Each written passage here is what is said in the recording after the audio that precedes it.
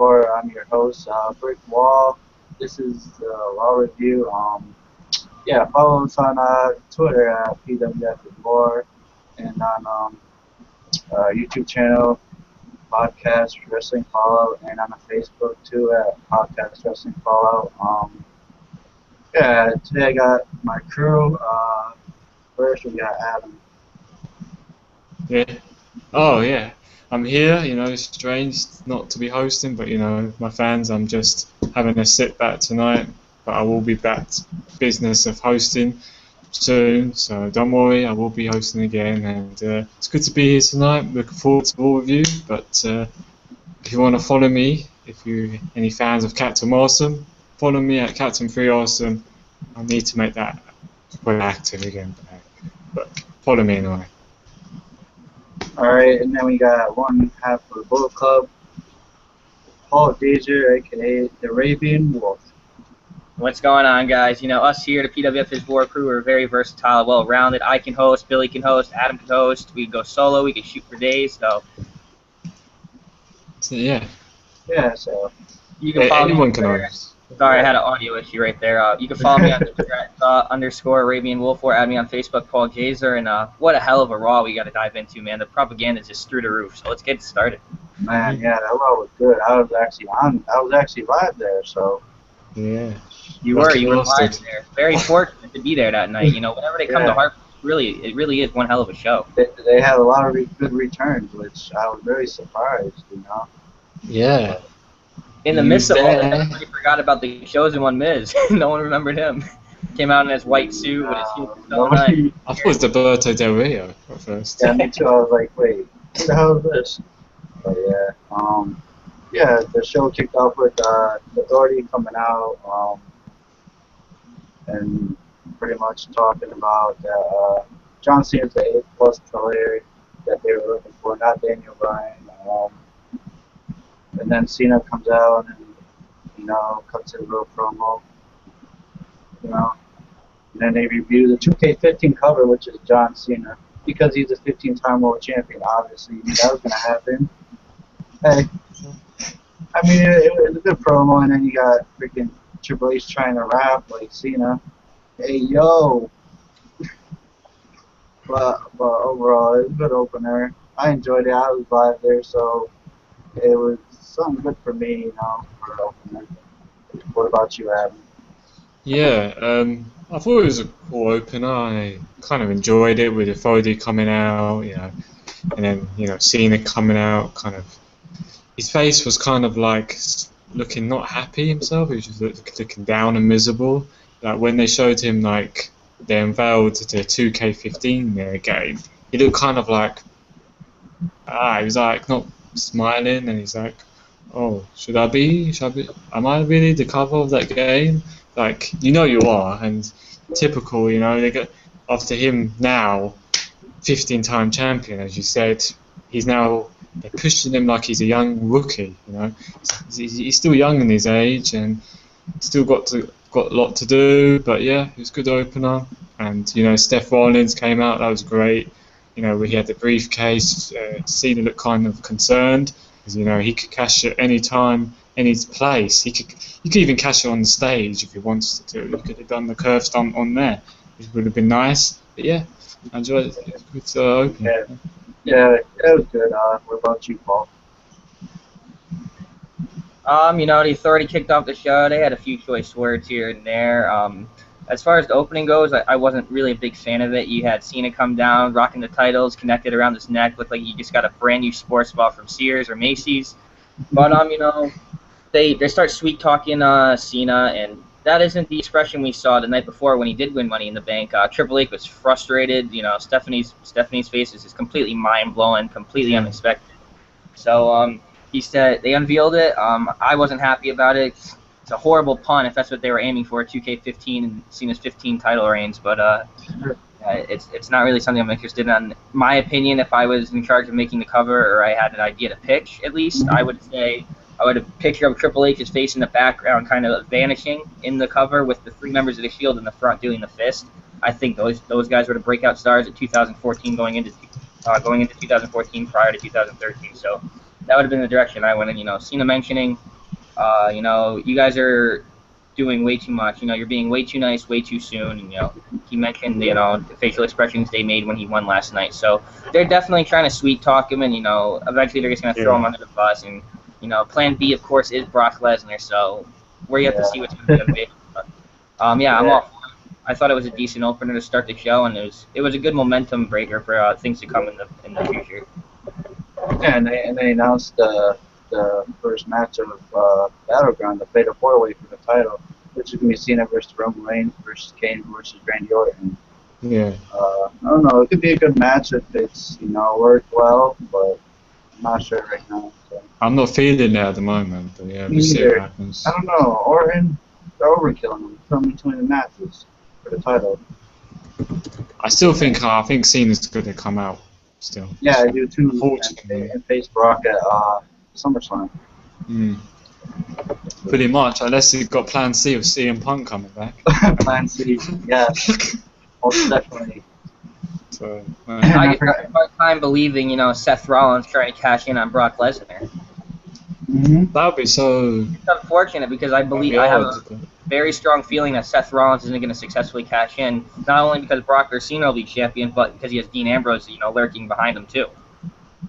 Yeah, but if if Seth cashes in, Brock would destroy him if they had a one-on-one.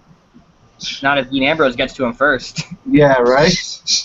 One way or the other, I'm like almost 100% sure Seth Rollins will not cash in successfully. I don't know what's going to happen. There's so much stuff they said that's going to happen. I don't know. They're pitching so many different ideas for the next 2 months. It's just like a Scrabble board. You don't know what to expect next. So I'm really looking forward to the direction they're going to go in. Yeah, and the CM Punk chants were heavy last night too, when Stephanie and Triple H came out. Yeah, right. I thought we definitely went hard. We had to. Yeah, because Gallows was there, you know, he's I was coach. there. I started to see him. He started it. Give credit to him. But anyways, into the first match, it's Seth Rollins versus RVD. I thought it was a really good match. RVD hit. He was hitting Seth Rollins with a lot of kicks to the head. It was a good match there, chanting ECW. Rollins hits the curse off for the win. It was a good match. What about you, man? Me? Yeah. Well, you know, as you said, I think these two, they face each other before, they have that chemistry. You know, I really enjoy their matches. I think they really have had great matches together. They haven't had a bad one so far. So, it's good. You know, Steph Rollins was going to win because, you know, now, you know, pushing him, he's the Money in the Bank winner. The RVD is there to just help young talent, really, to put them over. So, and he won cleanly, which was a bit surprised, a little bit. But curve stomp, he used it. Devastating move. Like to see another match between them. You know, if it's in a pay-per-view or whatever. I mean, I'm all for it. You know, it's overall it's a great match. Oh yeah, and Ambrose said, Seth said that's his golden ticket to the title, and then Ambrose came on the screen saying that that's his TNT pretty much, saying that he's not going to stop until Seth successful and cash that in pretty much. Oh yeah, he was in the title. Yeah, I seen that. Yeah, that was great actually. Right, it was quite short. Definitely. What about you, Paul? What about the match and the segment? I really like when these two work together. You know, the whole match, even matches prior. You know, they always have good flow. They have good chemistry. You know, they call the shots in the ring. It's not a pre-scripted match. They're really just going with the flow, going off the rip. You know, so I enjoyed the match. It actually had a lot of good spots, and I was all for it. The spot where the cross body to the outside RVD did onto Seth, completely extended in the air, and you know, Seth Rollins went flying backwards. Another spot was when Seth was going for the powerbomb to the corner turnbuckle, and RVD reversed into a Hurricane Rana, flipping Seth. I thought that was amazing. You know, the kicks, the litany of kicks RVD was putting out were just fabulous. So yeah, great opening to the show, great first match, and you know, as far as it goes, you know, we didn't even see the best of Raw yet. So I'm all for it. Yeah, good opening match, and I hope we get to see more in the future. Yeah, it was definitely a good match. Yeah. Yeah, and then he announced Sheamus and Uso versus the Wyatt family. And then he Hey. also announced Cena and Reigns versus Kane and Orton. And then you had Lana Russo come out. Lana pretty much saying the USA has failed. And then she got booed by the USA chants from us when I was there. Yeah. Quite Um, loud, actually. it was very loud. I mean, I was pretty surprised. Mm. I People, like when she said, "Shut up, shut yeah, up." she's like, shut up. I'm like, damn, that's hot. Just do what she says and you'll be happy. Yeah. And then she pretty much said, there's nobody that can stop Russo. And then you have Zed Coulter and Jack Swagger come out. Yeah. That Yeah, was a great moment. it was actually good. And then he said, we pretty much did We the People chant for him. Yeah, it was good. It was good. And then Swagger was about to, he hit him with the arm drag, and then Russo knocked out the move. Yeah, it was a good segment. I mean, between them two, I guess yeah, pretty much it's going to price up between them two at Battlegrounds, a match maybe Yeah, even. So, what do you think, possibly. Adam? Yeah, I mean, I'm looking really forward to this feud. Actually, I wasn't like at first. I think there was rumors that would be Rusev versus Jack Swag. I wasn't. I was like, yeah, I was like thinking I wasn't sure if this was going to work, but hell, he did a great job. You know, Jack Swag. I'm not a big fan of the guy, but he did really well out there. He held his own. The crowd was doing "We the People." That was the loudest "We the People" I've ever heard since maybe Cesaro was tagging with him. So it was a great moment for him. He had the face turn, something different. I think it's the first time in his career. Zeb did really well on the mic, you know, back and forth with Lana. Lana just laughing, you know, as she does. That's pretty hard. But yeah, they did a great job. Rusev wasn't happy. You know, he did some arm drags. And Rusev just Lana kept him away, so not to get him back in the ring. So he's going to carry on. I don't know how they're going to have a match at Battleground. You would think now, but we'll see. I mean, it could be a good match. I'm actually interested in this feud. Actually, we'll see how it goes. Yeah, Yeah, great. It's great. yeah. What about you, Paul? I love this segment. One downfall it had, although, is the way Swagger was being booked prior to this, and that could hinder him, going into it, and the outcome of the match in general. But I really enjoyed this segment. Before they Zeb and Swagger even came out, the second the music hit, the crowd knew. The crowd knew it was Jack Swagger and Zeb Coulter, and he was officially Yeah. over it there. And when they got in the ring and Zeb started going, fist for fist, microphone for microphone, however you want to say it, with Lana, the crowd was really getting behind it, and it really made Swagger relevant again. And just because of how much heat Lana and Rusev have, it's just going to make Swagger and Zeb that much over. In my opinion, it was a very successful face turn, very well implemented, and kudos to WWE for thinking outside the box for once and giving a guy a shot that really deserves it. Just like we heard today with Emma getting in trouble, she's going to be in the doghouse for the next year or so, getting married. And Swagger, the thing with him was about a year and a half ago, and he's finally, they're starting to loosen the leash just a very little on him. They're finally giving a little bit of room creative-wise. They're finally letting him break out. And if they are letting him break out, last night was that breakout moment. So I'm all for it. I can't wait to see the match. If it's at Battleground, I believe it'll be at Battleground. I don't think they're going to wait till SummerSlam. I don't think they would drag it out that much. But yeah, I'm looking forward to it. The quality of the match is going to be really well, and I'm interested to see it, and I'm happy they're going in this direction. Swagger deserves it, and it's going to make both wrestlers look really good. Yeah, it definitely looks good. Yeah, I mean, she said he did say at one stage his freedom of speech when Zeb said that. So USA can say what they like. But it was great. I mean, it made Swagger strong at the end, even though he has been booked, as Paul said, pretty weak. Been losing every week to Adam Rose and Big E. So that didn't help. So now they have to push him. They have to push him and beat guys to get look more stronger to head in his match with Rusev at Battleground. So we'll see. Yeah, I'm happy. At least it was a big show. Oh yeah, there's rumors like, about like that. they said it was gonna be, but yeah. Yeah, the next match was Usos and Sheamus versus the Wyatt family. I thought it was a really good match. At one point, people were chanting JBL. They were Oh chanting, yeah. I don't know why we were. A Yeah, bunch of chanting idiots who done that. Yeah, we're chanting JBL, but overall, this match was actually a really good match. That sick ass clothesline for Harper for the win, and that was just sick. I mean, he has a really good clothesline. I give him that. But yeah, what do you think about the match, Chad? What I thought about the match, as you said, the clothesline I would say my second favourite finisher right now because I like the ball hammer. But yeah, he does it really well. I think close to JBL's clothesline from hell. Okay, I know JBL does it a little bit better, but it's not that far from it. But overall, the quality of the match was great, fast pace. They're always going to have, the Usos and the Wyatt family have, as I said, they have great matches together. They had a great match at Money in the Bank. They're still going to carry on their feud till SummerSlam. I think eventually the Wyatt family will beat the Usos for the titles. So I don't think they'll keep them long.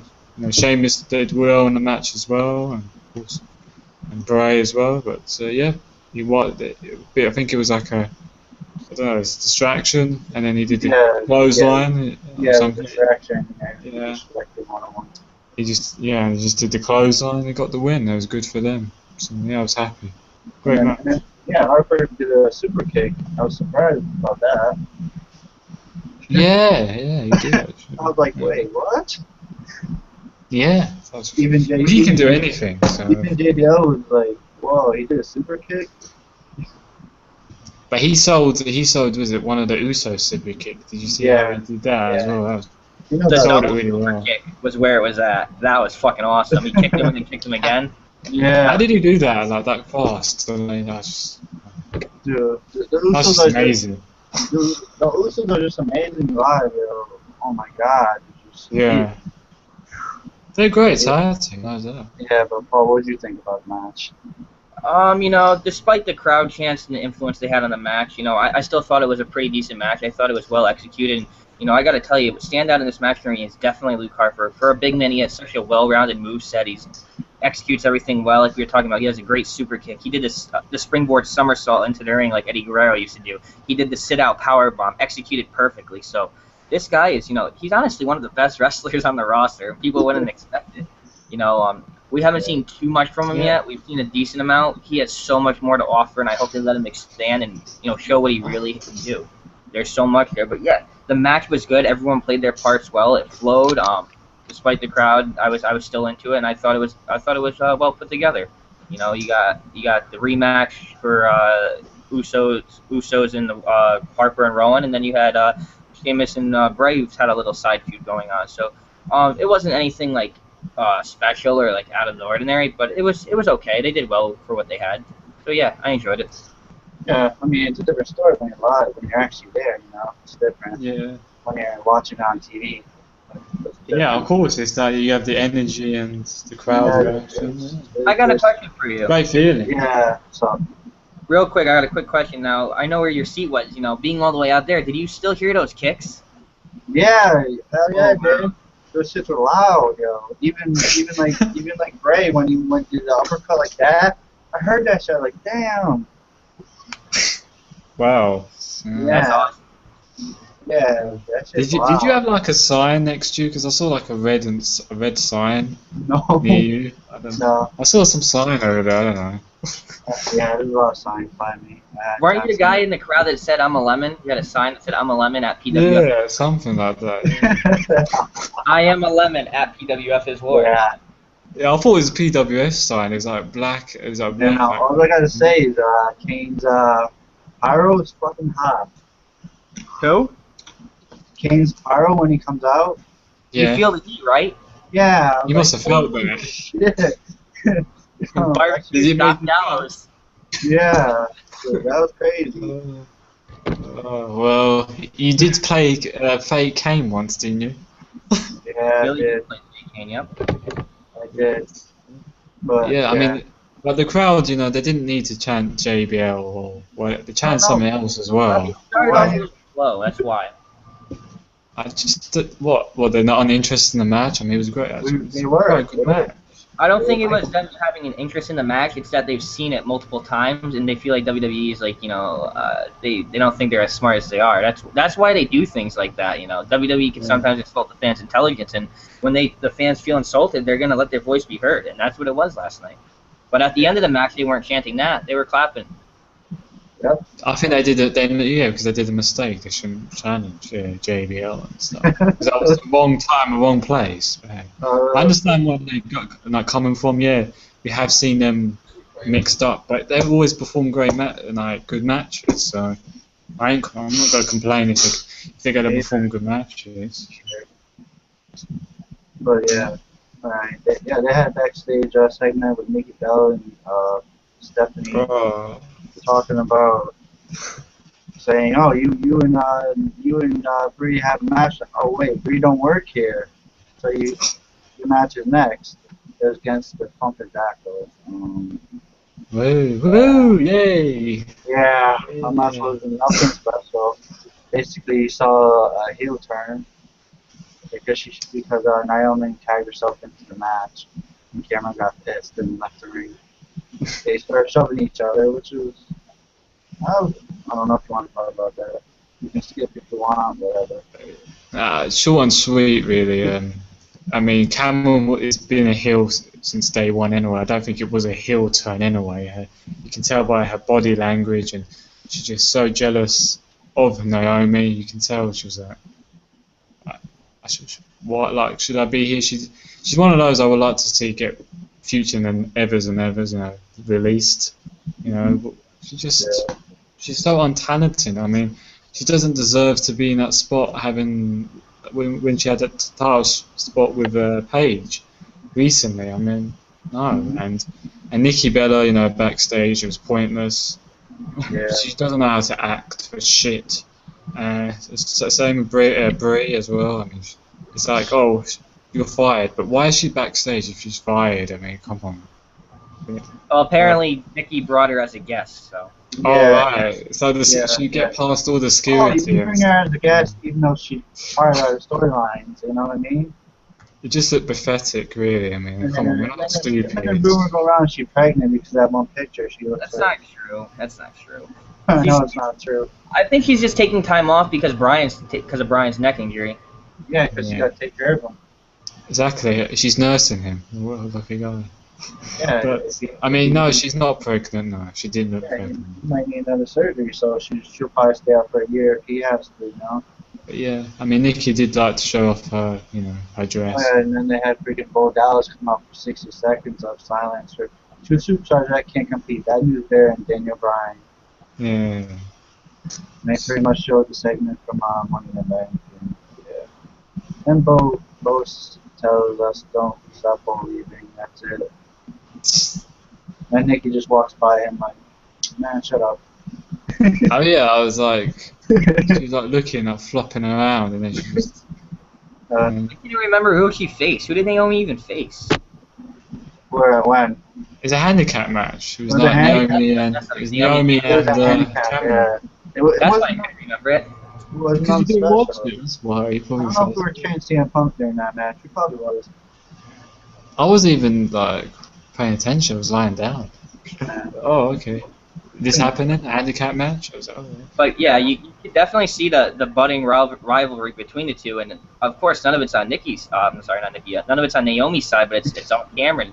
Jealousy factors there. She's not getting the opportunities that Naomi's getting, and it's really starting to irritate her. And it's starting to resonate with the fans that they're eventually going to break off and go into a feud. And I could care less. It's going to play back burner to AJ Lee and Paige, and it's going to be completely irrelevant.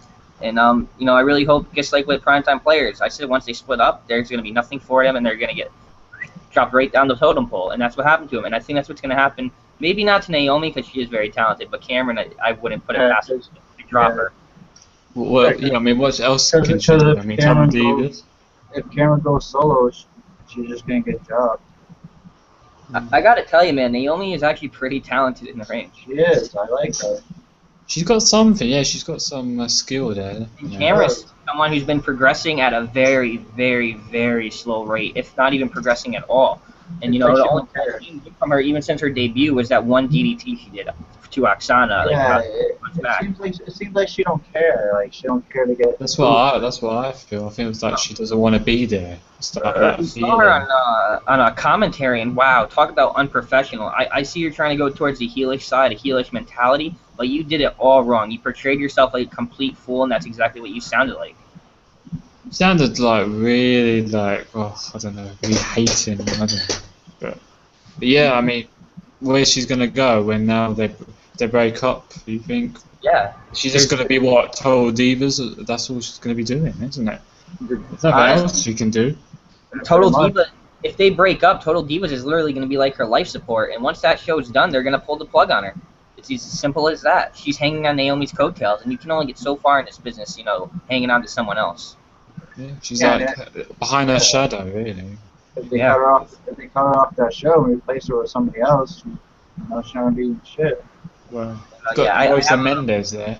I mean, she's I have a hard hanging on time the with this feud getting over with fans when you have AJ and Paige getting ready to feud. Yeah, I know. I can't really. I don't know. This one's just not. Nah, I'm just looking forward to Paige and AJ. Really, just have Naomi break away from her, and that's it. Yeah. There you go. For the best, and get rid of this dance kind of gimmick, Funkadactyls crap. It's just cheerleading and. I mean, Brodus Clay is gone now, so there's no point. Yeah. When they were with Brodus Clay, though, all they were was a modern day Flash Funk. So. Yeah, pretty much. That's it. Yeah, Exactly. I mean, a little bit like a bit of Godfather. I don't know when Brodus Clay. Scotty Too Hottie, Grandmaster Sexy, and Rikishi. Cool. Oh my god. Yeah, that was fun. Six. Too cool. But yeah. Naomi got a butt just like Rikishi, so it works. Yeah, it did work. She's got the booty there. Yeah. She's got the, you know, she's with was it Jimmy or Jey Uso? She's married to him. So. Got connections. I can't tell the part for the life of me. I don't know. I think it's Jimmy. I don't know. Could be wrong. Your best is as good as mine. I don't know. Yeah. No, it's fine. They look the same. We were chanting Mrs. Uso. Yeah. Were they? Really? Yeah, we were chanting Mrs. Uso. I didn't hear that. It must be very small out, a little. Yeah, it wasn't many people were doing it. The people weren't. I'm Yeah. just chanting random shit. It's good to chant some shit, you know. Being next in like a library and choir is crap. Yeah, I hate that. No point. Oh yeah, and then Carry on. yeah, they were talking about Jack Swagger being injured from last week's SmackDown, and that there will be a battleground to crown a new champion, and basically a battle royal. Bad news, bad. Yeah. He got injured. It's unfortunate how he got injured too. Kind of sucks. Swagger like done it twice on him. He's like thrown him to the barricade. Why are you doing to a guy that has so much momentum right now? He's Yeah, so but- over the crowd. When it happened, last week's SmackDown, like two days before Money in the Bank. All right. Of course, they already had it planned and written in the books that Swagger's going to get this little push and go into a feud with Rusev. So I don't see him intentionally hurting Bad News Barry. Yeah. I watched the video numerous times, and from the time he throws him to the time he hits the barricade, there was room for Barrett to flip. I wouldn't put the blame 100% on Swagger. I'd say it's about like 60-40, Swagger being a little bit more. Probably both their faults, basically. But it happens, you know. Barrett literally pinned his shoulder into the barricade and like rolling and flipping.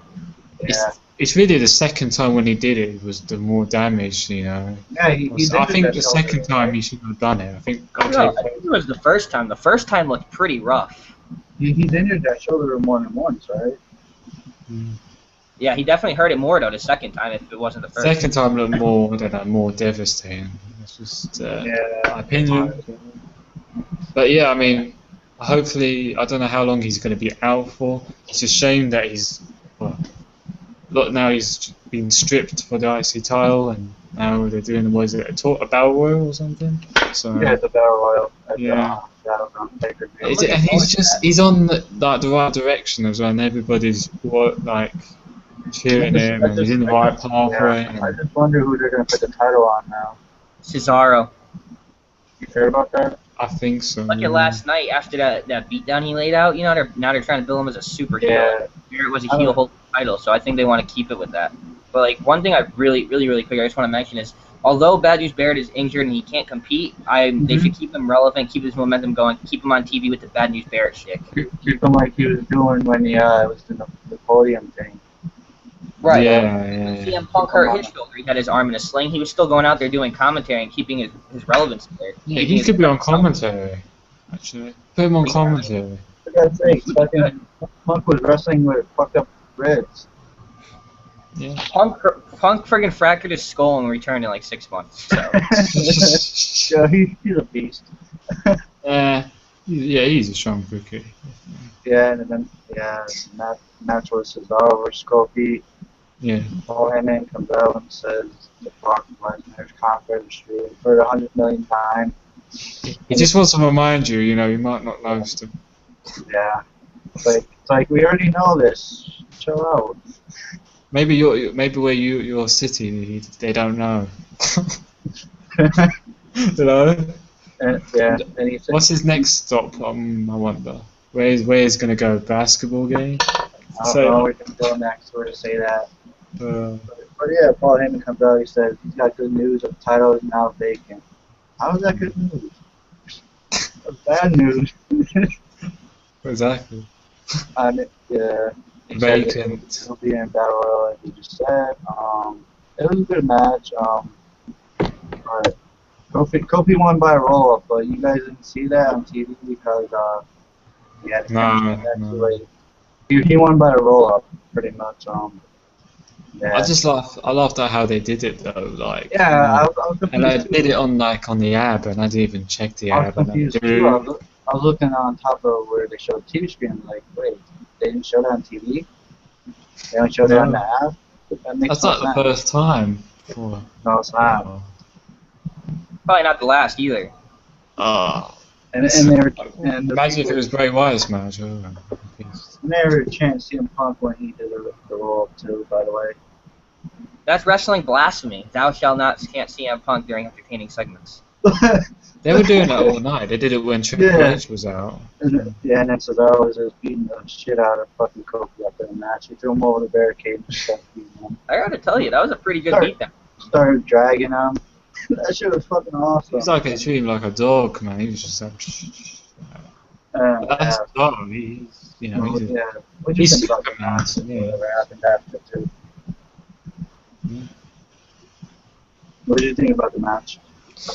The match, I think it was decent how it was. I think it was, I think they had better matches, but yeah, it wasn't really long match. It was kind of short. I didn't see, how Kofi Kingston won. They didn't show it TV. I was really surprised, and they showed it on the app. I mean, who really checks the app and sees that in a commercial break? I mean, I don't care.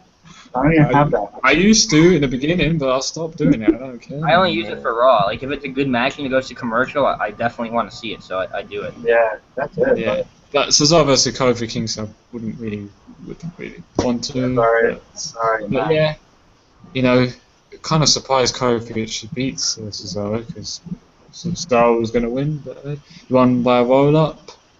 The beatdown was awesome. He just treated him like a dog, and I'm sure he's going to get a rematch, and then he beats him.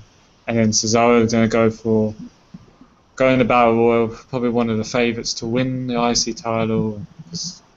I think last time he was pretty close to winning the IC championship. And yeah, he's going to win it this time. He's not going to be in the world title picture. As you can see, he's not going to play it four ways. So. Yeah, most likely. What do you think about that, Paul? I honestly thought it was an okay match. People normally on paper it doesn't look that great, Cesaro versus Kofi, but potentially in the ring, I thought they did well with it. It wasn't too long of a match, but I got to tell you that the beatdown he laid upon Kofi Kingston at the end of the match was just tremendous. He really sold that heel gimmick, and he was actually getting heat for it a little bit. So that's gonna put him in another level when it comes to heel supremacy. So I can't wait to see what happens going into the Battle Royal. He is my favorite twin, and runner-up would be, Dolph Ziggler, just because I always have to put him in there because he's Yeah. like a underrated, underutilized talent on the current roster. And if he wasn't a loyal, because he is a very loyal guy. He's very loyal. He might talk shit. He might not be happy with the direction they're going in, but he's a very loyal guy, and he sticks with the company. He could have jumped ship to TNA, Global Force. He could have went anywhere he wanted to be the world champion. Snap of his fingers, but he doesn't because he's loyal. So, but yeah, back to Kofi and Cesaro. It was a good match. I really enjoyed the beatdown at the end. I think that really sold it for him. So I'm interested to see the direction they're going to go in with him because if we remember correctly, when he got pulled with Paul Heyman, they were trying to bill him as a face, try to get him Cesaro sling. That was the one thing that got him over. And they were trying to go in that direction. And now, if you noticed last night, he was about to go do the Cesaro swing, and he went like that. Forget about it. I'm not. Yeah. I was gonna say that. The funny part was about that. I was gonna record him doing that on YouTube. And then he said, nah. I was like, fuck you. If you think we're gonna see Cesaro swing anymore, I'm afraid I've got some bad news. But that's like the UFO or something. I was a huge fan of the UFO. He really got a lot of heat for that, not doing it. The crowd booed the hell out of him. He's like, nah, how about no? I'm not doing it anymore. That definitely speaks volumes. They're definitely going straight down the path of a heel, a full all-out heel. Beat you down after the match, spit in your face, stomp on your shoe, win by any means necessary. So that's what I really like in Swagger. I'm sorry. Cesaro's a guy that can off better. He lets his in-ring ability do the talking for him. And he has Heyman as a mouthpiece as well, so you get the best of both worlds. So, yeah, definitely my favorite to win the Battle Royal. And then you got fucking Michael Cole talking about he hasn't seen a beatdown like that since Hulk Hogan, John Cena. What? Huh? What? Yeah, he's saying on commentary. Was he drunk? He said he hasn't seen a beatdown like that since Hulk Hogan. What has been watching? 2000? Fuck out of here. The beatdown of Bryan by Triple H on Raw a couple months back. Triple H was the last good one we had. What about with the Evolution beating down the Shield? Do you remember? Yeah. What about that one? I honestly thought that the Triple H beatdown on Daniel Bryan was actually pretty well done too. It was really surprising. Nobody thought we would actually see something like that. That was where the momentum changed. If you notice, like they are giving us a little bit edgier of a product now, and I'm honestly loving it. Last night's Raw was awesome. And I think that's where the PG era kind of went to reality era. See, it's still PG, but it's more real. It's more edgy. It's more. Yeah, it's not like cartoonish and fancy. Yeah, it doesn't feel cartoonish anymore to me. Like, it feels, Look at Randy Orton, man. 12 fucking, not stitches, 12 staples on the top of his head. His whole face was all bloody, and they didn't stop it. I mean, they wouldn't let that happen a few years ago. I mean, they would have covered that blood up straight away. They would have grabbed him and started putting a towel over his head. Orton would have finished the match with a blurry on his face. Like when they censor you out, his whole head would be censored. That'd be funny as fuck. It'd be vacant. You know that vacant? Be like that. Oh, you have the body and shit. Create a wrestler running around the ring on live TV. Oh, yeah. And then we have the segment with Santino and Adam Rose promoting alcohol, Twisted Tea. Do we really have to talk about that? No, I didn't know that. I think that's what happened. Emma she drank too many Twisted Teas with Santino, and she went and stole an iPod case. Yeah. Yeah, that's good. That could have been it. And then really, that was the time? And then she forgot she had to swipe her card inside the machine. I don't buy that for a second. They don't have that in Australia. I don't know. What? Maybe she should go back to Australia. I think it was grimy. That's what her lawyer said. That she didn't know she had to swipe her card, or she thought she did. I don't fucking know. The funny thing is, it's like it was a $21 and change case, okay? And it's up to the manager if they want to call the cops to press charges. They didn't have to, but they did, unfortunately. She spent like $30 for all the stuff she bought, so. Is that something about she forgot to tap something? I don't know. I read something that she forgot to tap and they got it wrong. And I hate those machines. I'll tell you the truth. That happened to me before. They overcharged me one time. One time. It's the new kind of technology these days. Yeah, it's self-checkout. Yeah, I was using the self-checkout once before, and I put a coupon in, and the coupon didn't go in, and then it charged me $5 extra for some reason when the coupon was only like, it was like $1 off coupon, but somehow I had to pay $5 extra more, which didn't make any sense, and they refused to refund me my money. I had the receipt and everything. I was completely ridiculous. They just want to take your money, man. They just don't care. So I went in the back Take and your it profit. all over the floor. It's like you just want to kick the fucking machine. Just do it. Okay. Do it. Come back in the night time and do it. Yeah, so nobody really knows what the true story is with Emma. So I'm not gonna judge because I I'm don't not really gonna know. judge her because It's just a rumor. We don't know if it's real, true, or. No, it's real. I'm from Connecticut. It's in my newspaper. yeah, it's in the newspaper. But we don't know if it's, she kind of did it. Even if she took it, who cares? The fucking iPod case. Oh my fucking god. We know it's real, but we don't know if she's telling the truth when she says she didn't know who was in there or that she didn't. Yeah. Forgot to tap or something, was it? Yeah, you know. Either way, like, who gives a fuck, really? It's none of our business. WWE comment down it saying, what she does, it's her personal responsibility to own up to that. This is the thing I hate about wrestling fans. They get into the wrestler's real life, what happens. That's what happens when your whole life is out there on a public television show. Yeah, I mean, people are into your every move. Oh my God, CM Punk at Starbucks drinking decaf coffee. Not just that. Like with Seth Rollins, people are like, "Oh my God, he's engaged." Okay, big whoopie do. Does that have to do with my life? No. CM Punk was taking a jog with AJ Lee. That was fascinating. I've never seen that in my life before. Yeah, right. Breaking news: CM Punk drinks decaf coffee. Like, who cares?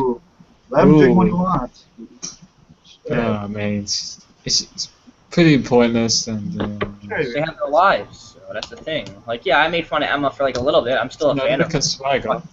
I mean, he failed whatever he did, and then he didn't get fired. He got, Yeah. I don't know. He got suspended, or did he? Or nothing. I don't know. Look at Cameron. We were just talking about Cameron before, and she's actually about to get a big push, and she's pretty relevant on TV still. And she had a DUI a couple months back and almost ran over a guy and his girlfriend. So yeah, she really did, and that shit was funny as hell. So I'm sure a DUI is 100 times worse than stealing a fucking petty cell phone case. You could go. Or even MVP that was in jail for 9 years for robbing and kidnapping somebody. So. Yeah, armed robbery. He served half of his term. So that was prior to wrestling, I think. She's not gonna get fired, so don't worry. I'm a fan of her, so she's just gonna get suspended or just get. I don't think they're even gonna suspend her. Just gotta drop her out for a while. Oh yeah, they're just gonna job her out. They're gonna just drop her to the bottom of the totem pole, make her work her ass off for absolutely Could be a long time because he's not like Drew McIntyre.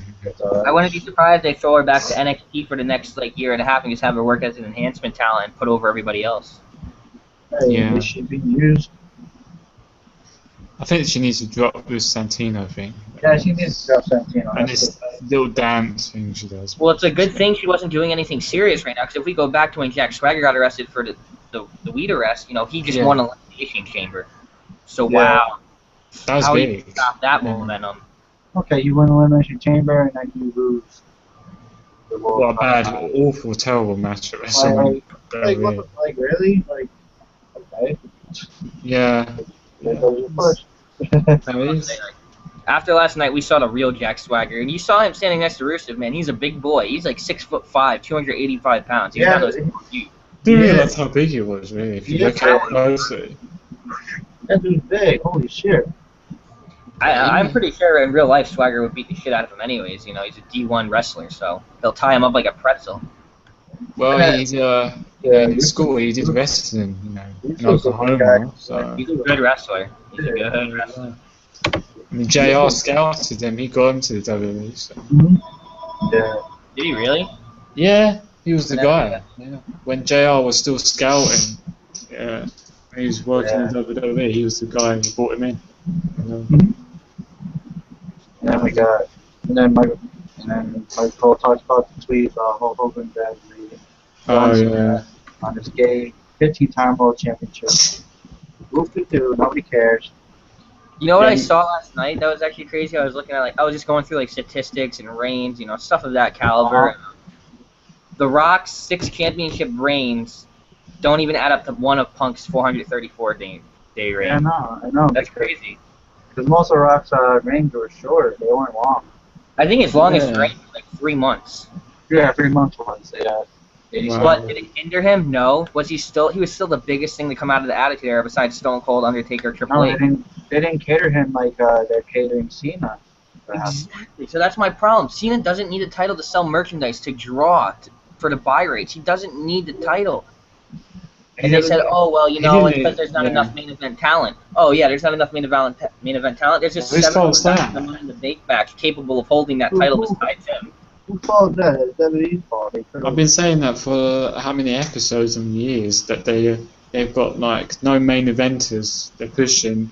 They have main eventers. They just, they haven't built them to be, They're They're there. They are there, but they just they're don't. there. They just started from the main event now. Just WWE is legitimately obsessed with the 2002 OVW class, which was Brock Lesnar, John Cena, Yeah. Randy Orton, and Batista. They're obsessed with those 4 guys. yeah, I don't understand that. It just makes no sense. It's out the, oh yeah, it's 2005 I'm like, or whatever. it's like, okay, yeah, Orton's good, but not anymore like he used to be. On the mic, he's just stale. I just want to see a ruthless, just careless, just viper, the apex predator.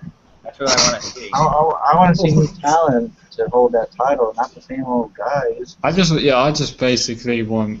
I think up to now I've seen enough of John Cena, Randy Orton, and Batista. It's time for some new guy to take over. Some like Reigns now, maybe. Yeah, Roman Reigns, Seth Rollins.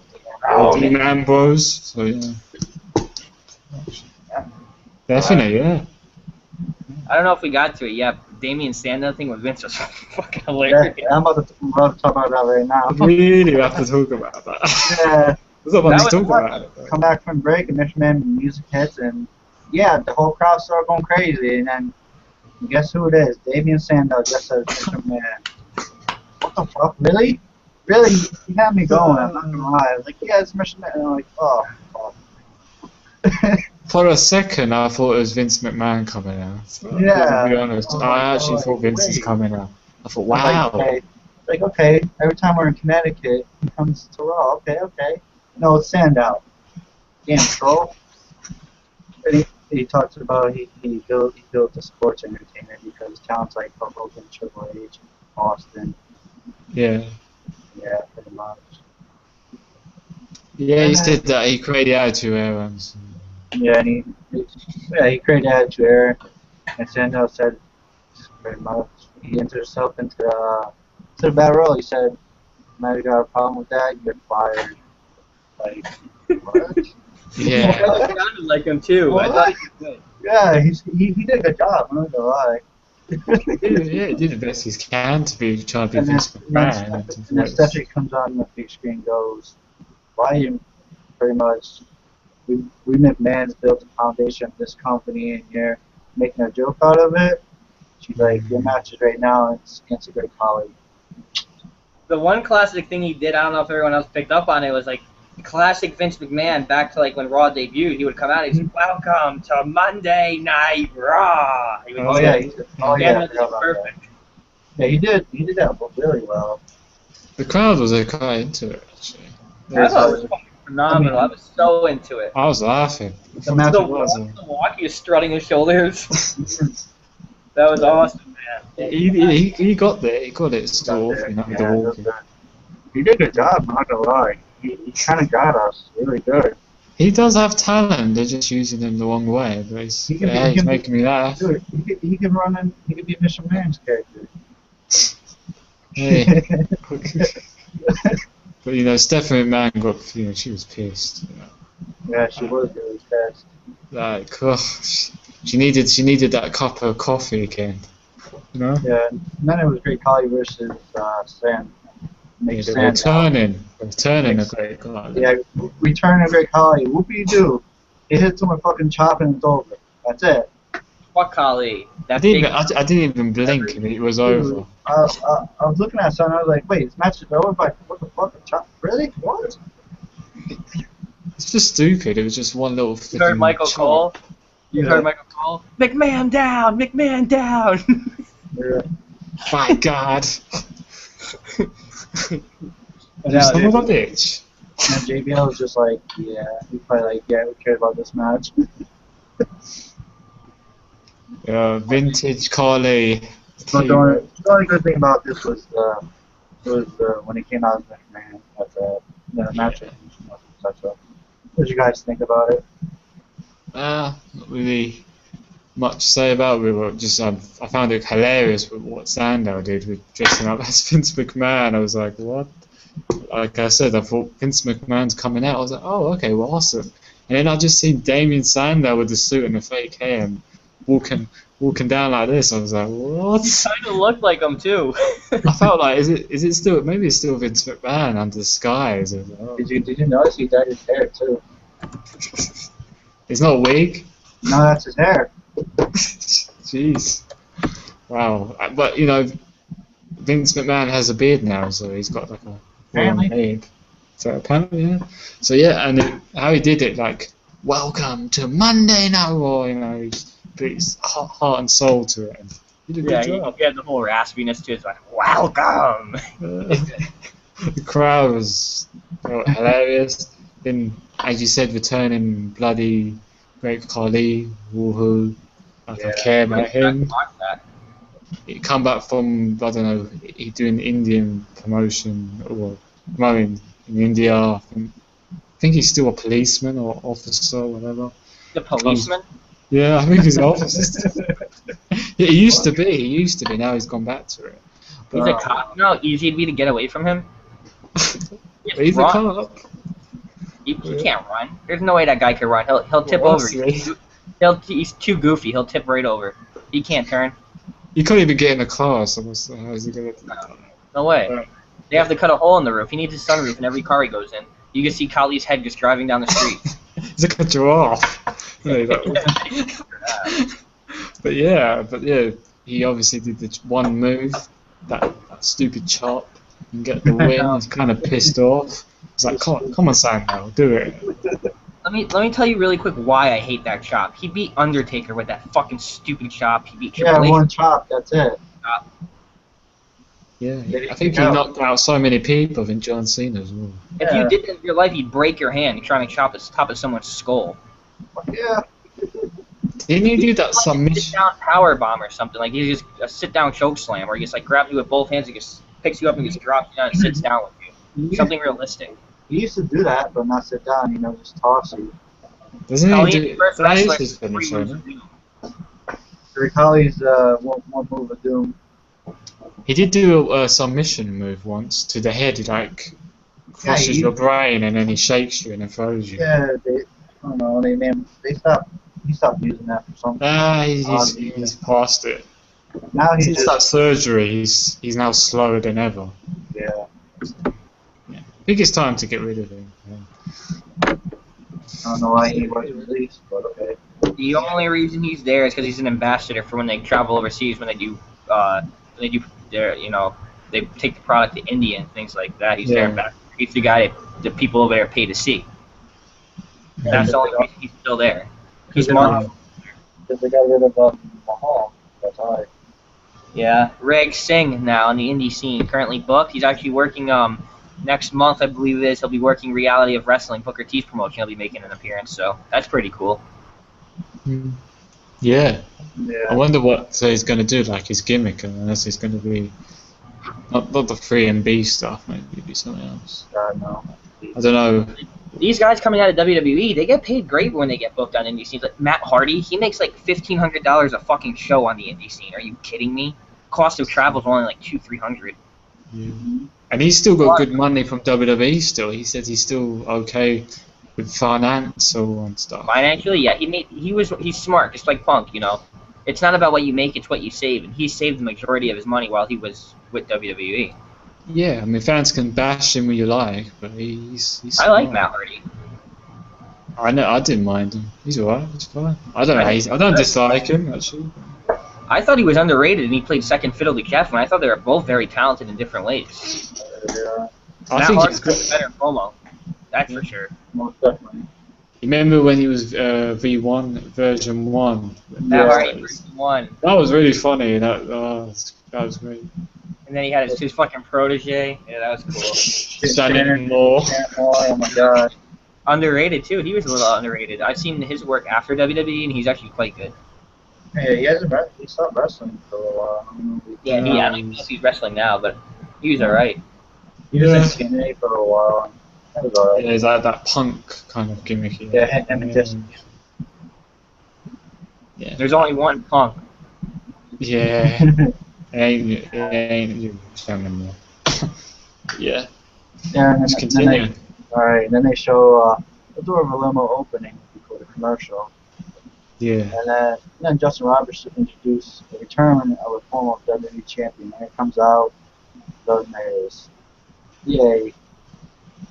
The reaction was mixed. He was talking about Hollywood shooting Lean for pretty Yeah. much. That he's not really WWE until main events WrestleMania. And then fire goes off, and here comes out Chris Jericho with a huge pop, actually. I don't know, I saw the fireworks where they were putting them by the stage. I was like, fireworks, wait, who has fireworks? I was thinking, could it be Y2J? I was like, oh my god, no fucking way. I was marking out. Oh man, I gotta tell you, I was so disappointed when Miz came out. Being there live, I completely forgot about it because I was expecting Jericho. So when Miz came out, how was his pop? This pop is huge. We're chanting Y2J. We weren't stopping. Yo, I'm not surprised. everybody was shitting themselves. Everybody like, holy shit, Y2J, Y2J. The way they described it was, former WWE champion, cross-brand, multi-platform artist. First thing that comes to mind is Y2J. Movie, Fozzy. No lie, I was thinking maybe The Rock or Jericho, maybe. I didn't think it was the Jericho or Miz. Lesnar. Yeah. That's what I thought. I actually thought it was going to be. Yeah. When the Miz came out, I was like, oh, is that Del Rio? That's Del Rio with that fancy Hollywood. Yeah, it looked like when he had that suit with that whole thing, whatever he's wearing. Just terrible. It's like, what did Maurice done to him or something? Yeah, and the Miz says that. Miz says if Jericho has something to say, Yeah. they're pretty much saying, don't be like 2012 where you don't say nothing. And Jericho just lays them out with a code breaker. And then he grabs the mic. He said he's been waiting for this for a long time. He says, Raw is, and the lights go out, pretty much saying Jericho and the white family is here. And then they surround Jericho. Great first attack, and he nails him with the sister out of the and chant. You mentioned the code breaker? It's funny how the crowd was cheering for booing. Did he mention the code breaker that he did to Miz? Yeah, he did that code breaker. Yeah, he laid him out. He laid his ass out. Because it was so bad. Because he was saying that what is this 2012 return? You're not gonna say nothing? How long yeah, did it be like, before? yeah, is this are you just gonna come and go like when it pleases? I read that it's funny because Miz just got back too from doing movies, so I read that. Exactly. And he was in Hollywood. I read that Jericho might be into night champion. Yeah.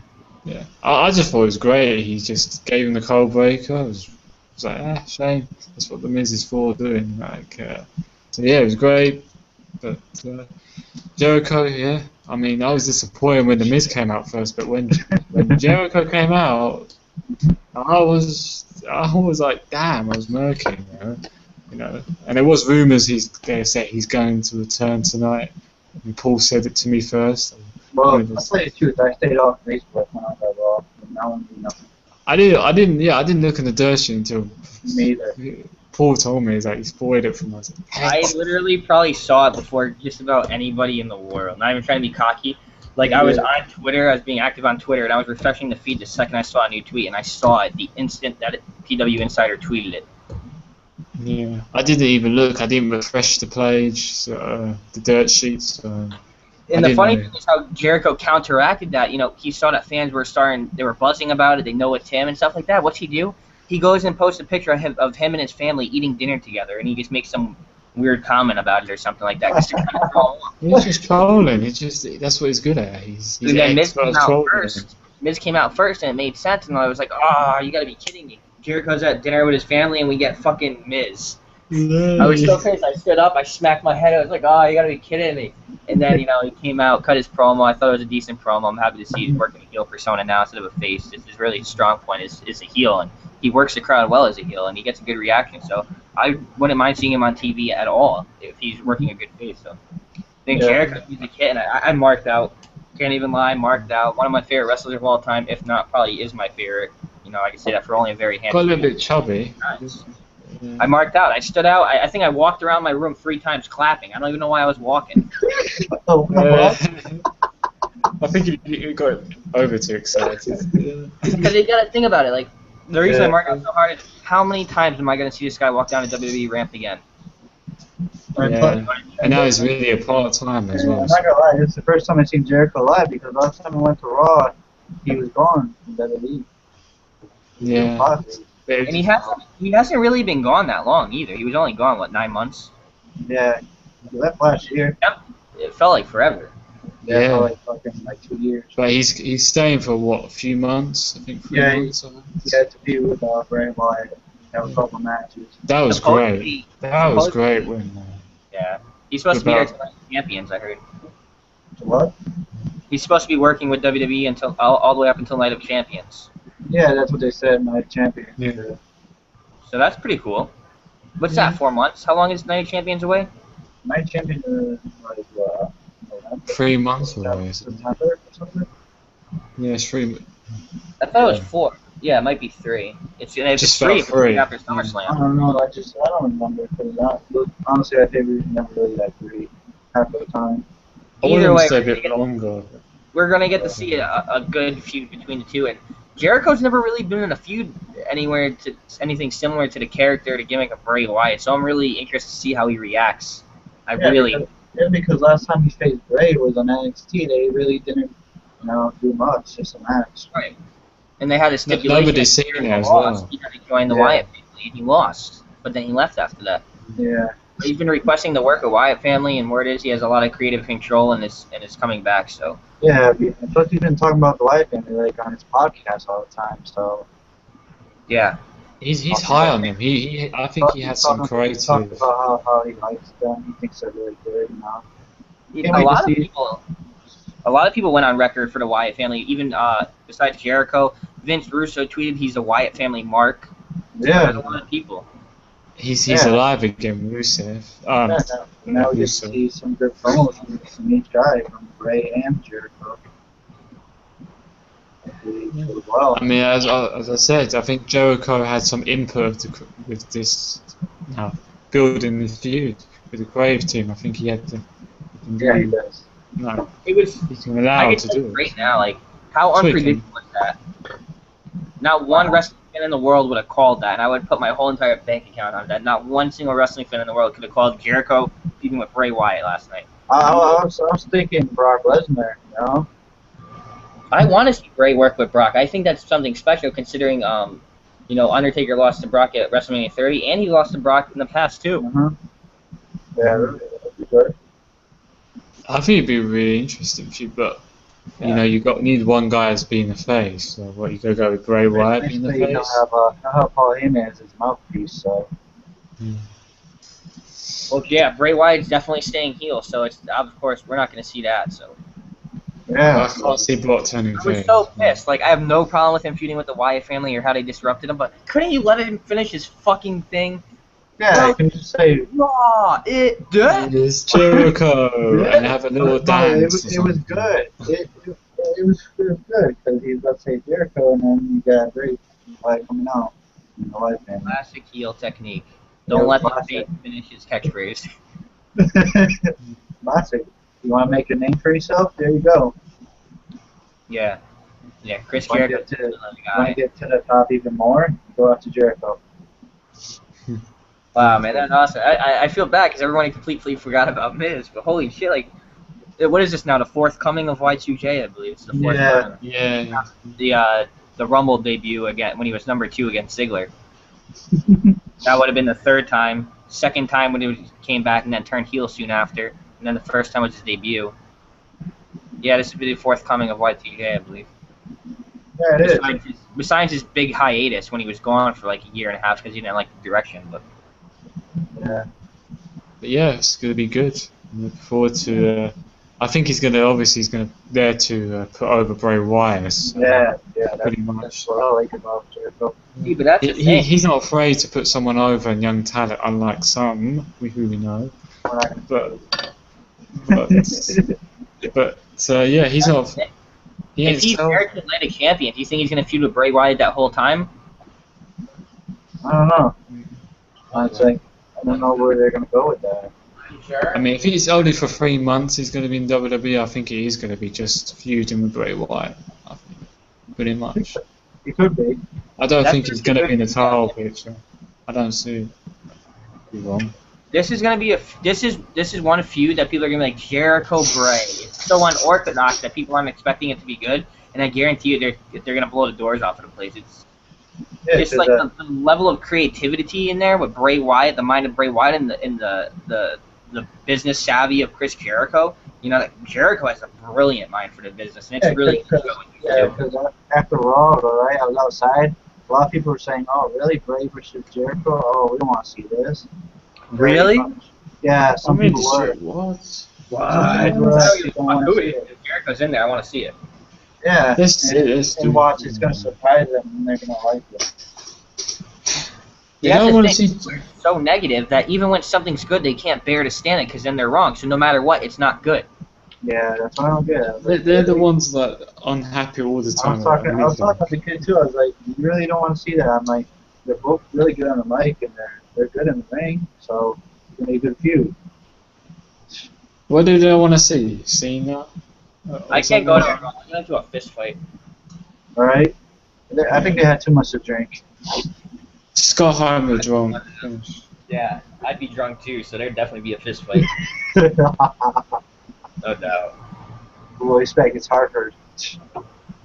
I definitely run my mouth off if someone said something about Jericho. Oh yeah, right. And then they had Fandango versus Ziggler. It was alright match. Ziggler won because of distraction of Summer Rae. This and that. She gave him. Huh? I was gonna say, yeah, she gave Dolph Ziggler was a lucky guy. Yeah. He got a bit of a swing there, locked out. And they hit the zigzag. That was funny. I don't know. I wonder where this is gonna go. Somewhere is gonna be with Ziggler now. Well, you know, Because at a house show, you remember the house show picture that they were acting as Shawn Michaels, Triple H. oh really? Saw that?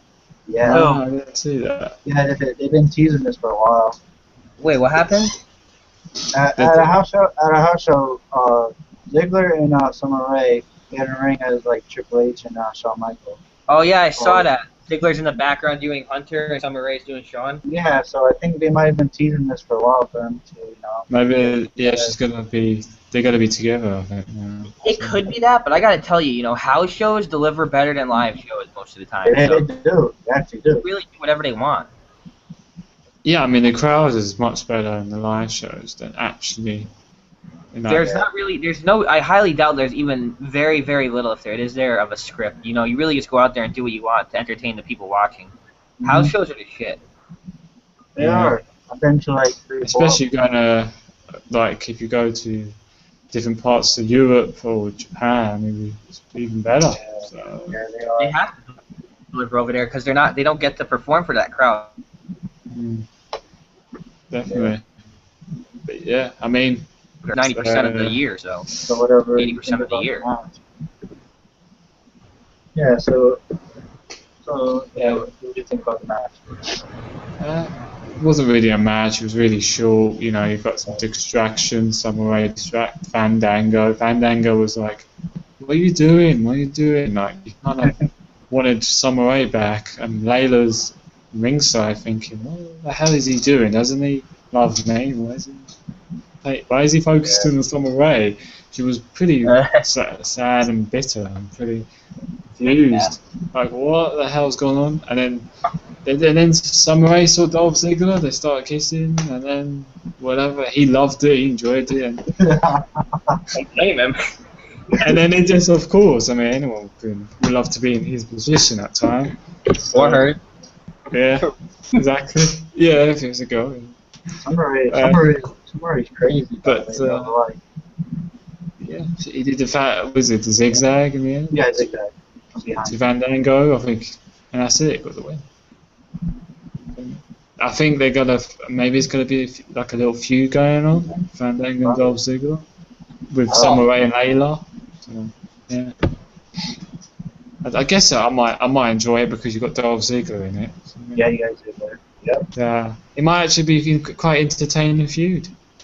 So I might actually like it. Yeah, if it's done well. Because they're both talented wrestlers. If they have a longer match, they would actually perform a really good match. But they had a short match. You can't really judge how good the quality was. Yeah. There's nothing else. But yeah. You know, I'm not a big fan of Summer Rae, but she's been improving. She's definitely been improving in the ring. She's still pretty mediocre when it comes to talking. Still in the same area she's been in since she's debuted, but in-ring ability is building. So she has the potential there, and her pairing with Ziggler, it actually could work. Because if you look at them, they have very similar attitudes, given they're both male and female, but they can relate to each other, and that's when you can work well together, and you can feed off each other, and they could do something with that. I would honestly turn them heel and have them run as heels, both of them together, and have her be the manager. Remember when they did AJ, Big E, and Ziggler? It wasn't the coolest thing going, but it worked. I enjoyed it. It was actually something different. That's when, for Big E. We've been saying for some time now, all myself included, and you two guys, we could all agree that we've been talking, Fandango's a guy who's athletic and he could go in the ring. He just needs that formidable opponent, and him and Ziggler will put on great matches together. They really will. Yeah, I think but they didn't really show it on Raw because it was a short match. So if it was a longer scheduled match, I'm sure they would. It's the spark that lights the candle. It's the very beginning of it. But I can tell you right now, Dolph Ziggler lived up to his motto last night: stealing the show and your girlfriend, and he did it. I'm buying that T-shirt. Yeah, right. He's doing people's girlfriend. Wow. Fandango, but at least Fandango still got Layla. Well, maybe. Maybe. Maybe also, I don't know about now. Billy, did you see his entrance last night? Who? Ziggler's, or did he just come out with no music during commercials? I saw his entrance and Fandango too. Dude, his entrance is fucking awesome. He gets me so hyped. Like he portrays it. Dude, Fandango's entrance is kind of cool live. I like it. It's kind of cool. That song fits him so well, and like just the taunts he does and how he acts on his way to the ring, it's just perfect. It fits so well to me. Yeah, it was kind of cool live, because Plays it well. That's why he plays the gimmick very well. He does play well, and surprisingly, he's still running with it. It's kind of cool. I don't think you could have found a better gimmick for him. I don't think so. Not after last gimmick he had. There's nothing. Might as well just keep it. So this is actually working for him. So if it's working, then why break it? Yeah, right. It's actually really good. I like it. Yeah. So we'll see what's gonna happen with this feud going on. And then the next match was Stardust and Goldust versus Ryback and Curtis Axel for the 120th time. Again. Rematch from Money in the Bank. Rematch from a week before that. Week before that. It's just the same old. Stardust wins. I don't know what to say about the match. Yeah. Well, it's pretty short. We knew he's got to win. Ryback and Stardust and Goldust were obviously going to win this match, and they did. He had some kind of new finisher, Stardust. I think it was like a facebuster. Yeah. Facebuster or something like. It's kind of looked like a bit of the Miz's finisher, but doing it the other way around. Yeah, there's no name for it yet, so. I don't know. It looked kind of cool. Yeah, I like it. It's something different. Yeah, he's more bizarre than Goldust. I like that. Goldust is the normal one. You can see it though, like when they make their entrance, when they cut a promo together, or when they walk to the ring, or when they're in the ring working, when they tag, just all the little things. Like the psychologist, you can completely tell the whole focus is meant to be on Cody, aka Stardust. This is to get Cody Rhodes over. This new gimmick of his is a repackaging, and once you do something like this, you can't just go back on it. So now they're full throttle ahead, and they're not really doing anything with it to make it stand out. Yes, it's bizarre. Yes, it's different. But what is different? His look's different, but what is he doing that's really different? New move, yeah, sure, but the attitude, the attitude, he needs that chip on his shoulder. It's fucking annoying me. I can't. I'm not even gonna talk about it. I guess he's not Stardust fan. I Fine, Cody Rhodes too long now. I mean, it's good. It's just he's doing too many Cody Rhodes moves. That's the point. I don't know. He It's about finished that. at the Crossroads. Did you see how he tried to do crossroads and then he changed? It tried to do boxed something too. It was a bad Yeah. cross. Yeah, like really. I think he does need a bit more aggressive streak, innit? I think he's a little bit too much goofing around, but a little bit. I wouldn't doubt it if they kill this team about another month in and have them feud into SummerSlam. It's bound to happen. That's kind of what they were saying. They were saying if they don't win the tag team titles, right, they're gonna feud when they feud. I would be completely honest here. I'm not one to like make shit up and stuff. I like the idea for Stardust when he came out. He had the look. He looked bizarre. He fit in with Goldust, and I was like, okay, this is something that could work. It's a decent repackaging. And then I saw that match, and I was like, okay, well, not too good for a debut, but let's see what comes after that. And then I seen what came after that, the pay-per-view, and is that okay? You know, I'll give him another chance. And then I saw last night on Raw, and it's like, all right, well, this is the same thing I've seen since his debut 3 times in a row. What are you gonna do to make him break out of that mold he's been in the last couple of years, to make him get some exposure? And it's not there. So I really hope they do end this within the next, because I don't see them willing or the audience entertained enough to go with a decent reign like the Usos have been doing, like the Wyatts are about to do now. So yeah, I would break them up and have them feud into SummerSlam. But he's like, they've only been having matches with Curtis Axel and Ryback. That's all they've been having for the last few weeks. So he's been kind of boring. They did a feud with someone else, maybe it would have been a bit more interesting. Maybe go with the, I don't know, any other tag team. I don't know. Well, there's not many tag teams now. So. Sometimes you got to work with what you have, and like like a lot of indie wrestlers say in interviews, sometimes you're wrestling the same guy 4 nights in a row in the same building with the same fans, so you can't have the same match every night, and that's what they've been doing. You have to change it up. You can't be the same in wrestling. You have to be completely original and completely fresh. Yeah. Too many rematches. They do too much. I mean, they do like not just Cody Rhodes, Stardust, and Goldust. I mean, they had like rematches from SmackDown, and then they bring them on Raw, and then they do it the other round. They do, if they have the match on Raw, they're gonna do it on SmackDown. It's too much. Just I want to see Cody refresh it. go single. Let him be a singles competitor. Yeah. Pretty much. I think he's gonna. Yeah. Goldust is outshining him, and that's the main. Even if he's truly outshining him in the ring, he is. So going into a feud, it makes perfect sense. It's very realistic, and it's going to be personal because they're brothers. And I think they'll get more out of that than anything else they've been investing in. Yeah, pretty much. Yeah. Yeah. And then we got after that we have Paige heading to the ring. Talks about pretty much that she's beaten everybody in the last 3 months, and then AJ comes out. She gets around the ring for a little while, and then she grabs the mic, and then everybody just starts chanting CM Punk. Yeah.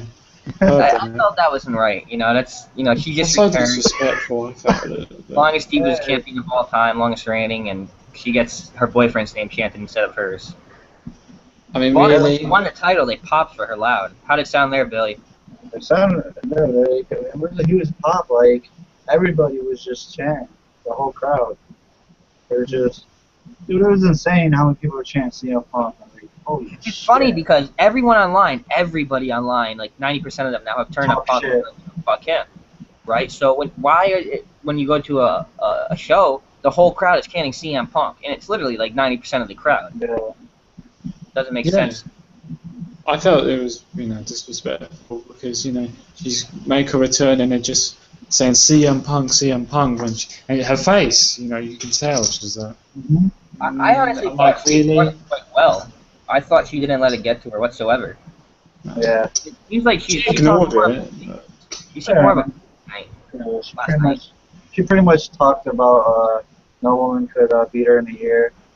Paige was the only one that could beat her, proved her wrong. And AJ said that she had some good moments and then some bad moments, you know. And then Paige says she's not gonna make the same mistake AJ did, but. And then she asked the crowd, "Do you want to see a rematch here tonight for the title?" And the whole crowd just started chanting, "Yes, yes, yes." And then she said, "Fine." Yeah, the match was pretty much. It was a short match. I mean, Paige was kicking her ass for a little while, and then AJ just slaps her in the face and gets her in the roll up and gets a 3 count. She smacked the shit out of her before that roll up too. Yeah, she smacked the shit. Yeah, that was wild too. But she got to in her head, and she played it really well. And Paige was just like, 1 second. Paige was like, "What just happened? What the fuck?" She was crying, really. Just like Paige debuting, she caught AJ off guard, and AJ returning caught her off guard. Yeah, this is gonna be really good. That's the thing. It's gonna be good. Bad tactic by Paige. People are like, "Oh, AJ turned face, Paige turned heel." That didn't happen last night. There were just little hints here and there, but ultimately they are building to that double turn. That's what's happening, and I hope they do it right because it could work very well. Yeah, it's gonna happen because I can see AJ be the face and then Paige being the heel. It would work perfectly. It really would. Because Paige has played heels in her indie work, so. Yeah, Brittany Knight, she was a great heel. I watched a lot of her tapes actually. When I first saw the documentary, when I first heard she got called into NXT into developmental, I was like, okay, let me check this shit out. I'm like, oh wow, she actually has a lot to offer this company. She does. Yeah. You know, it's not going to finish. They're going to obviously. It's going to be quite a long feud. You know, it's going to go into SummerSlam. So. These 2 women are going to feud the rest of their careers on and off. They're like right now. They're like Rita Trish. They're the Rock Austin of this time. This is Lita and Trish of this era. Given they're not, I don't know. See, people are going to compare them all day, but I don't know. Trish and Lita already gave their praise on AJ, so I don't give a fuck what fans say if she's overrated. I could care less. She's not overrated. How's she overrated? I don't understand. Oh, maybe because she's just got she never got anything handed to her. She worked for all her. Who does she have to work with in the Divas division to keep it going, to keep everything relevant? She had nobody. Exactly. Back in the day, you had like 4 or 5 legit divas firing back at each other night in and night out, and AJ's just going out there and making them look like fools. That's all she can really do. And she did the biggest pipe bomb as well, and they just reacted. What did they do? They just cry and complain, and that was it. They never shoot back on that. I gotta tell you though, her and Punk are very similar. They really are. Yeah. She's CM Punk of the Divas division. It's kind of funny. She even got that look like Punk sometimes, you know? She does behave a bit like CM Punk. Complete confidence. Yeah. She's done the that's best. why she's married to him. I don't be surprised she pulls out the next thing saying I'm the best in the world. Best woman in the world. One thing that I heard from you remember Joey Mercury? He said in an interview, he was talking about Punk and everything, and he goes, he was cocky, arrogant, unapologetic. He wasn't always the best in the world, but he always believed he was, and he turned out to be the best in the world. So you really do need that mindset in this business. He actually bought his house for him too. He's a grateful guy. Bought his house, and that wasn't a small house. No. He paid his house off. Like, who does something like that? Yeah, because Mercury had problems, like financial problems. Big problem, yeah. So, he got him that WWE job back. Yeah, Punk is actually a generous guy. So. Some people say he's not, but he is actually. He's one of those guys that if you disrespect him or rub him the wrong way, he's gonna do it back to you just twice as bad. But if you're a good friend of his, he'll treat you just as much or even more of a friend. Yeah. Obviously, that's what anybody. That's how I am too. That's what he is. That's how it has to be sometimes. He's old school. He's real. That's why people don't like him. He's real. This generation, 90% of it's completely fake. Yeah, you can say it how it is, if you don't like it or not. It's how it is. It says how it is, basically. not scared to say it. And that's what I like about it. You know, people are like, you know, They don't bullshit. understand. They're bullshit and they just lie. It's just, as you said, they're fake and they pretend to be someone else. They want to be, so they're not real. Yeah. So about Paige, you know, no, I mean AJ Lee winning the title was great. You know, it was a shock. It wasn't really a match. You said. I see obviously them having that long feud going to SummerSlam. Still, I think AJ is going to retain. You know, she was upset. But it was all her fault. You know, she got you know, she made AJ Lee got into her head. So. Yeah. Fortunately, I like both of them, but Me too. you know, I'm still happy. You know, AJ won. I was shocked. That's all. But she should have been. She was clever this time, AJ. So yeah, we'll see what happens. Yeah. You got anything to say, Paul, or no? What's that? You got anything to say or no about that? I'm just honestly looking forward to the feud in general, and it's been a long time coming, and it's really going to shed some light into the Divas division, something they've been yearning for a long time now. Yeah, they really have. Yeah. Well, after that, it was Triple H. He came down to watch the main event, which was between Roman Reigns and John Cena versus Kane and Orton. That is an alright match. Pretty much, you had Orton and Reigns go up the ramp and go in the back. And then he had Kane just knock out John Cena with the steel sets. End up in no DQ. Seth Rollins tried to cash in, and then you had the Ambrose come out of nowhere and just beat the shit out of Seth Rollins. They went in the crowd and just him out. And then there was a stare down between Triple H and Roman Reigns.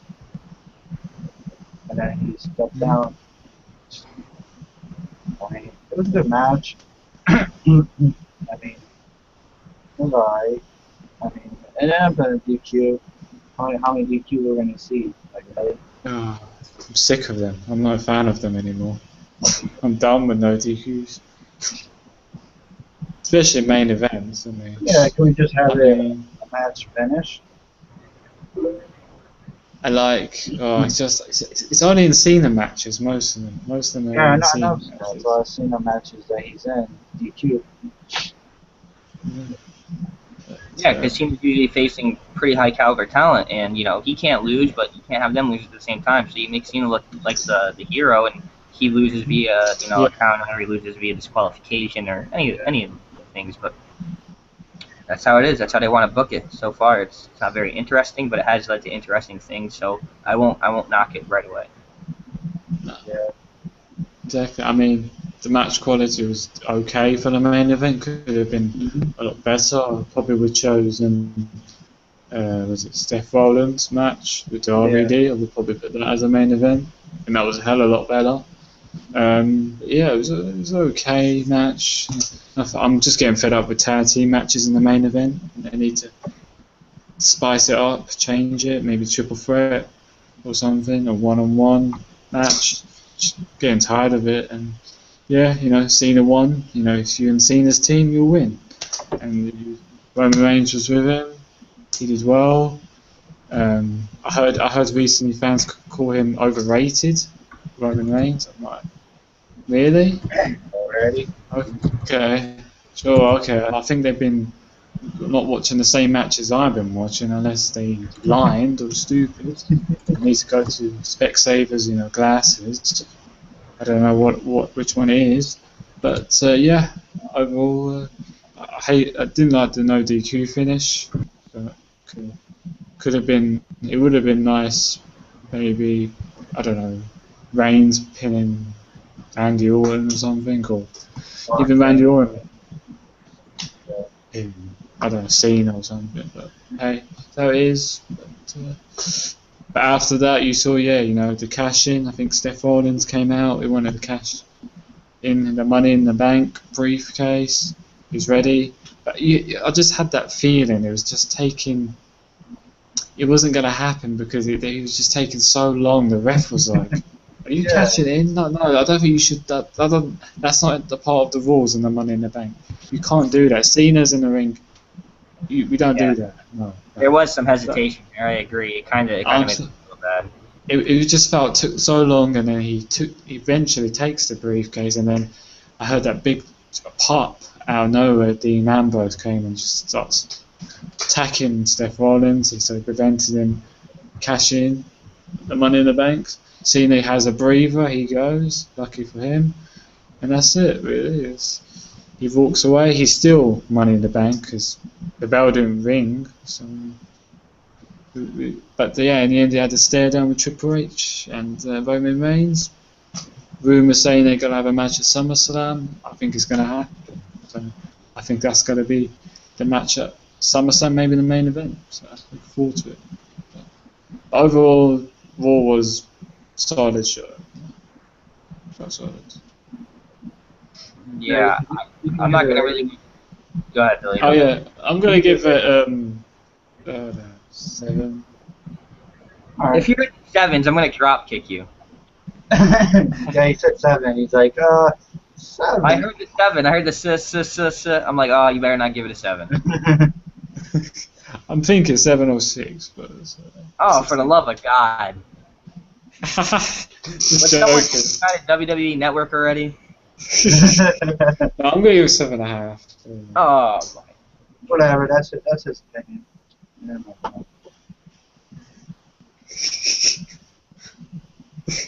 Oh wow, there's no reaction. Cricket let me give noises. my opinion really quick. You know, the main event wasn't anything special. You guys literally took the words out of my mouth. You know, a lot of things I was going to mention you already brought up. But yeah, the main event itself wasn't anything special. It would have been nice to see Reigns get a pin over somebody. I really enjoyed the suspense when Seth Rollins came out to cash in, and I'm like, this isn't right. This isn't the time for it. This is too good to be true, especially with the Lesnar thing going on and heel. It's not going to work. Timing is just not right. But it still gave the suspense factor. It still made me wonder what if, and I love that feeling. What if? But yeah, it was an alright match. The stare down between Triple H and Roman Reigns at the end was definitely epic. I enjoyed it. Definitely what they're going to be building to into SummerSlam. Maybe not a little bit further into the future, but I'm all for it. And I believe after the match, after Raw went off air, my other buddy that was there said that Kane tried to come in or something, and he got an AA from Cena. Yeah, pretty much, yeah. Oh, that's the same old. I'm surprised it wasn't I just back. walked out. Yeah. I left when I saw that. They didn't give you guys a dark match? No dark match. They gave you one before the show. How long was that? Like 10 minutes? R-Truth and Del Rio? Yeah, it was basically a Superstar show. Superstar. What about Superstars? John Cena putting Ryback for a table? No? For a table. What the hell? Yeah. Because I didn't know until about 2-3 months back that when they filmed Superstars, it's prior to Raw. I never knew that until about 3 months ago. Yeah, they do 2-3 matches. That's it. Is it before or after Raw? Pretty cool. It's before So Raw all starts. the fans get to see the Superstar show and then the full Raw and sometimes even a dark match after that. So you're really getting about 4.5 hours of just wrestling. Yeah, you are. You really So it's are. worth the price. Yeah, I paid $50-something for my ticket. That's so weird though, like, cause I saw, like, I'll send you some of the pictures that my other buddy sent Billy, but like, he was positioned in a really good spot too, and he only paid like $29. I went off a Ticketmaster website. So. That's true too. I don't know if he bought his at the door. He said he already bought him before he went there. So. Yeah. You know what's a funny thing? My buddy, he's working at one of the restaurants, and Pat Patterson gave him free tickets. No way. Yeah, he was in there. Like, damn, if I knew you were in there, I would have went down there. Is he a guy that travels with like the catering? But because I know a lot of those food workers travel with them sometimes. No, he's a chef, and he works at some restaurant in Hartford. So. That's pretty cool. Yeah, you got to That's meet awesome. Pat Patterson. I was like, that's awesome. Did Pat hit on him? I don't know. I forgot to That's- ask him that. Oh man, no. But overall, I'm going to give Raw a 9 only because I was actually there. So it's a different experience. So, you know. Yeah, I think I should give Raw a bit higher grade. So. I don't know. I was Yeah. there. That's a different story. Yeah. There was actually a lot of filler. I don't know if a lot of people realize it, but it stuck out to me. There was a decent amount of filler in that show, but despite that, the Jericho return, the AJ thing, you know, just like you can see between Reigns and Hunter, they're building towards that more. You got Miz that's back now. You got WWE 2K. Not just the quality of the show in general, but what they're building to. I also look at that. So I'm gonna give it 8.75, 8 3/4. I honestly thought it was a solid Raw, and not just for the quality of the show and the returns, but also what they're building to in the future. So yeah, 8 3/4, almost a 9. I thought it was good. I really did. I was really into it. Like the second, like the last hour and a half was just awesome. Yeah, it was awesome. Yeah, I enjoyed it. Yeah. Like, actually, I'm gonna give it an 8 as well. Alright, you guys can do At least plugins if 8, you want. because I know as long as you had Jericho return, Yeah, the Jericho turn was return. and yeah, Bray Wyatt thing, yeah, should be 8 Bray Wyatt. actually. Yeah. Like I gave it 8 3/4. If Jericho didn't return, I would have just gave it a solid 8. Yeah, probably. Jericho made it Just 10 times go. better. And if you minus 8, You guys you had a lot of fillers. 7.5. You did have a lot of fillers. Mm-hmm. Yeah. Plug in. Yeah, you could follow me on Twitter at @the_Arabian Wolf, or you could add me on Facebook, Paul Jazer, and we are the Bullet Club of Podcast Wrestling Fallout. You guys heard it first. Tomorrow, July 2nd, 7 p.m., Matt Tremont, the Bulldozer from CZW Combat Zone Wrestling, will be on the show, so make sure you guys tune in. This is our second interview, and then July 12th is Thrasher at 7 p.m., so a lot of good things to come. I'm working with 3 other names. My other buddy Pierre, that's usually on the show, he's working with a couple other names as well. So there's a lot of jam-packed interviews heading your way. So don't miss out. Yeah, be there. We're all gonna be here, so all Yeah. 3 of us. So Piero said he's gonna try. Piero said he actually might be able to make it. So let's keep our fingers crossed. So I honestly want all of us here for it. I believe we all do our part. So we should all be here. yeah, it's fair enough. I don't want to be too crowded, but it's fair enough. Yeah. But yeah, you can follow me on Twitter at Captain3Awesome if you want, and you can like my my WWE page. I never really plug it out. It's WWE News and Movement still. So, do have it. 58k and it's still strong. Yeah. Best page out there. Yeah, no doubt. Yeah, thank you for watching PWF Is War. You can subscribe to us on YouTube at Podcast Wrestling Fallout. Follow us on Twitter at PWF Is War. Like our Facebook page at Podcast Wrestling Fallout. And you can follow me on my personal Twitter at BrickWally60. But this has been a Raw review. And our group as well. Oh yeah, in our group too. Broadcast Wrestling Fallout as well. Broadcast Wrestling Fallout group too. There's so many social media we got. There's a lot. So. But anyway, this has been PWF War and crew. I'd like to thank you guys for watching. So, peace.